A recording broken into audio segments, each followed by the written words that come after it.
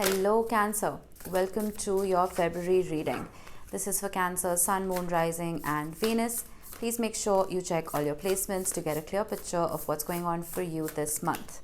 Now, as always, this is a general reading. It may or may not resonate for all of you. Please take only what resonates and leave the rest behind. Now, for those who've watched me before, I'm doing things a little differently.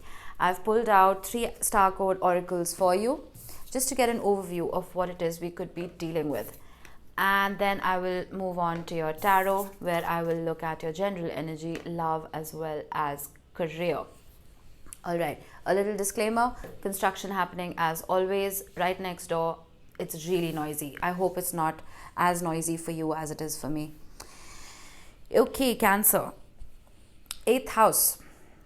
The 8th house talks about things that we don't speak about in public. Intimacy, death, and taxes. Okay, I know they're completely unrelated, but that's what the 8th house represents. It is ruled by Scorpio.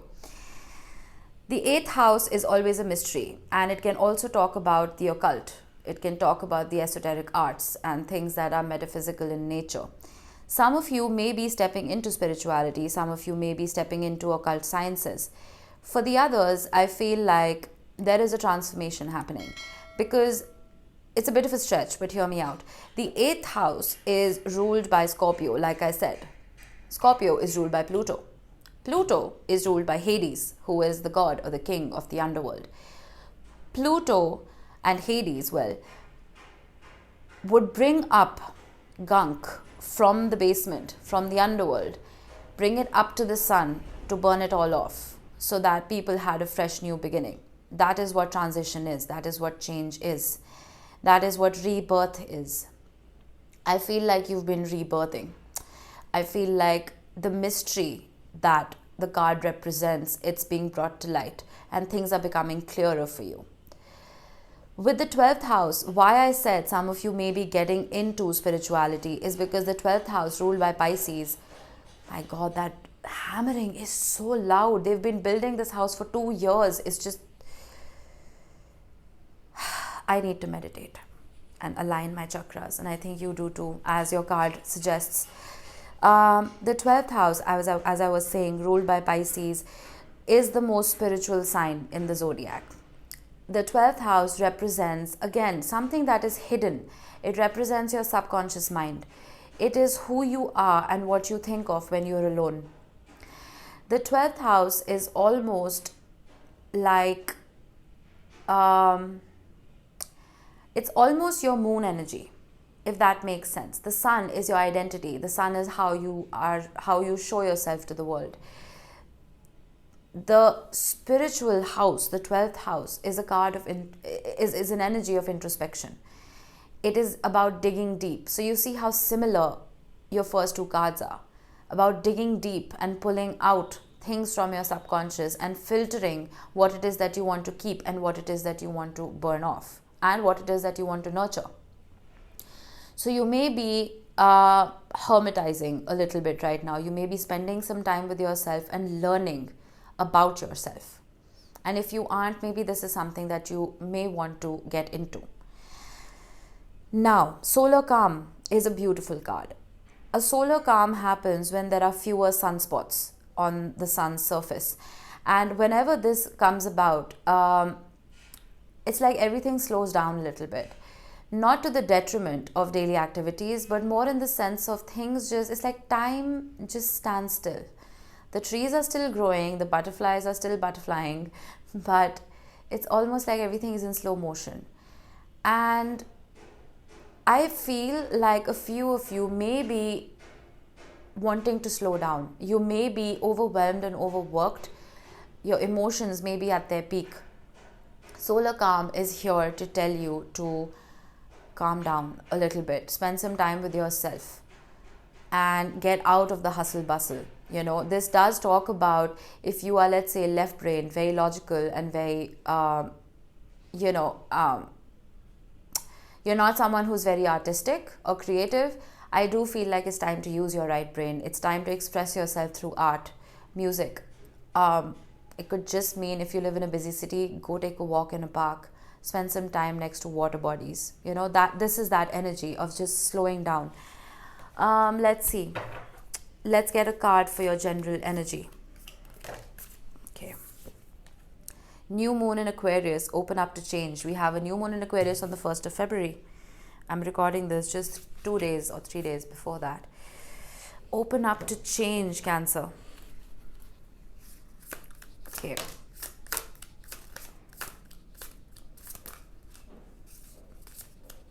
Okay, cards are being very moody.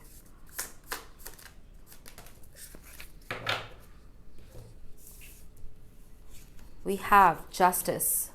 Ooh, we have the Wheel of Fortune, change. And we have the Eight of Swords. Plain and simple. Whatever mental prison that you put yourself in, the universe is determined to take you out of it. Because the Wheel of Fortune is orchestrated by the universe. It is an energy that is not in your control. It's an energy of divine timing. It's that shift coming about when the universe thinks it is time. And justice and fairness and equality eventually will be the order of the day. This is very, very clear. And we have the Nine of Pentacles at the bottom. The Nine of Pentacles has over time been modernized into being the card of being single. I don't believe that's true. The Nine of Pentacles, very similarly to the Nine of Cups, is that energy of being very independent and complete within yourself. And I say this very often, I'm sure everyone's sick of it. Two halves don't make a whole. It is two wholes that come together to make a union perfect. Okay? Nine of Pentacles is that whole energy of you. It's like you don't care if you get the last pentacle to reach the 10 of Pentacles. You are happy with yourself. And that is what gets the universe to send you the last pentacle that you're waiting for. So you can have that beautiful beginning. Not even beginning, but that beautiful family life. Or the beautiful, successful and abundant life, if this is concerning your career. With the Eight of Swords, it's almost like you're blocking the shift. We are creatures of habit, but we also have to realize the only thing that is constant is change. Accept that change, embrace it. You may just be happy that you did. The Justice card will always bring about balance and harmony, no matter how difficult the transition may seem. Okay, Cancer, this is quite beautiful. All right, let's get a monology for your career. Embrace the flow of life. Again, it's the same energy. Full moon in Gemini. Embrace the flow of life. Embrace change. It comes about for all of us. And you've survived so far, haven't you? Ten of Swords, Page of Swords, and the Empress. Bottom of the deck, Seven of Cups. Okay, listen.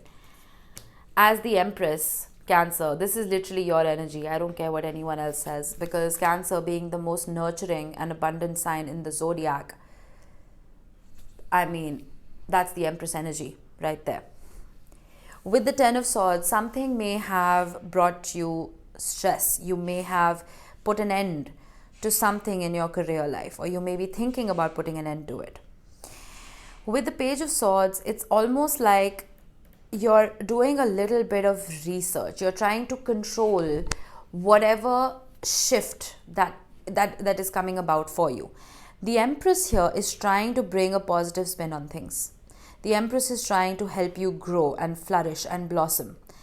But again, it's almost like your mind is blocking it.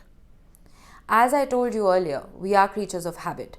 It's almost like you are so used to the pain, you're expecting more of it. Change that ideology. Change that mindset. I'm going to get one more card.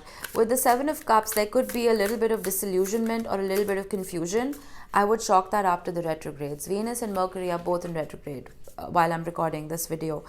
And it's almost like a veil comes over your energy, over your aura. And it's difficult to look past it. But as soon as the planets turn direct, Venus is going direct today, in fact, on the 29th of Jan, and Mercury is going direct on the 3rd or the 4th of Feb, depending on where you are on the planet, instantly things will be clear. Instantly things are going to start making sense. And you have the Ten of Cups. happiness. The Empress and the Ten of Cups. Ten of Swords and Page of Swords, they are very minor energies. Embrace the flow of life. In the original Rider-Waite, the Empress is shown as, well, the Empress sitting on a velvety chair. And there is a waterfall right behind her, which is watering all the trees in the landscape. That's the flow of nourishment, the flow of energy, and the flow of nutrition that the Empress brings about. That is the flow of life. The Ten of Swords is one of the most painful energies, but tens represent endings with new beginnings attached to them. The Ten of Swords resets to an Ace of Swords. If there has been some kind of loss in your career, once you embrace the fact that, okay, hiccups happen, speed bumps happen, you will never come across a road without speed bumps eventually, right? Accept those bumps. And once you do, there is growth.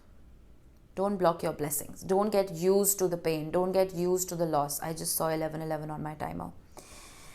I know this is slightly vague, but then again, 8th house, 12th house, they're very vague energies to start with. So you guys may be in your head. You may be getting very vivid dreams. You may be getting nightmares. I would suggest keeping a dream journal because you can get answers from your dreams. Not from any supernatural source, but literally from your higher self. Because your higher self operates without ego. Your higher self operates without bias. So the answers that your higher self may be wanting to bring to you could really help you along the way. Okay? Let's get to love. Attune to the divine. More Pisces energy. Some of you are heavily into spirituality, and I wouldn't be surprised. Cancer is one of the most intuitive signs of the zodiac. Okay, let's see.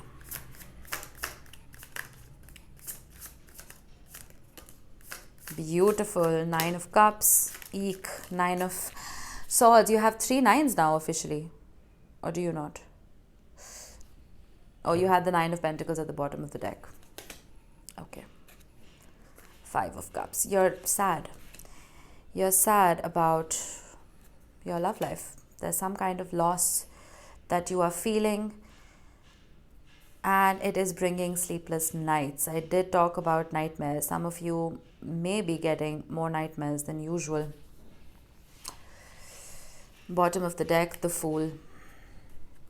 I need one more card. What is it that is bringing you this kind of anxiety? There's a huge jump here because we have the 9 of Cups as well. Ace of Swords. You remember I said that the 10 of Swords always resets to an Ace of Swords. Whatever veil this is that is bringing you this sort of uncertainty and lack of clarity, I feel like you need to just let go of control. Cancer. Things are not meant to be clear right now. Considering how much Neptunian energy and hidden energy your cards are carrying, trust divine timing. Just accept that change is coming about, but just leave it up to the universe, because the more you try and push against the current right now, the harder it's going to get for you. You are trying to control the outcome of your relationship, and it's putting you in your head. And it's just making you really, really sad. Attune to the divine. With the 9 of Cups, focus on you. Focus on your wishes. Regardless of what is attached to your partner. Regardless of what the outcome will be for your relationship. At the end of the day, the longest relationship you've been in is the one with yourself. I cannot stress that enough. If you are not happy within yourself, the 9 of Cups is that independent happiness, where you're so happy you don't care if you get the 10th cup or not. The 10 of Cups talks about a family life, about higher commitment, about being happy with another person. With the 9 of Cups, you don't care if you get the 10th cup or not. That's the energy you want to manifest. That regardless of what happens in your relationship, you're good. And once you adopt that energy and absorb that energy, is when, with the Ace of Swords, there could be a new beginning. A truthful, honest new beginning. One that you want. Not one that is laced with uncertainty. Get out of your head. Get out of your head. We do have the Knight of Cups at the bottom of the deck, which talks about an offer coming in. And this could be a renewed offer from someone that you love, or it could be just someone new coming into your life. But all of these blessings can only come about once you get out of your head. You have the Eight of Swords and the Nine of Swords. Open up to change. You may feel like the change could mean love being taken away from you. You could feel like it signals a breakup. That is the change, that is the shift. It very well could be. But at the end of the day, the only thing we strive to achieve as human beings is happiness. What's the worst that could happen? If you're not happy right now and you let go of whatever relationship this is that is causing you so much anxiety and putting you in that sense of wanting and needing to control everything, I did not show you the second card at the bottom. It's the Devil. This is that energy of someone puppeting you, and more often than not, it's your mind. It's your mind controlling you and putting you in this Eight of Swords energy where you feel like you can't get out of it.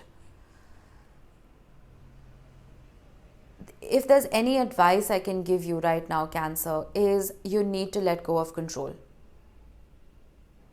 You can't control how another person behaves and reacts. You can only control how you react to situations.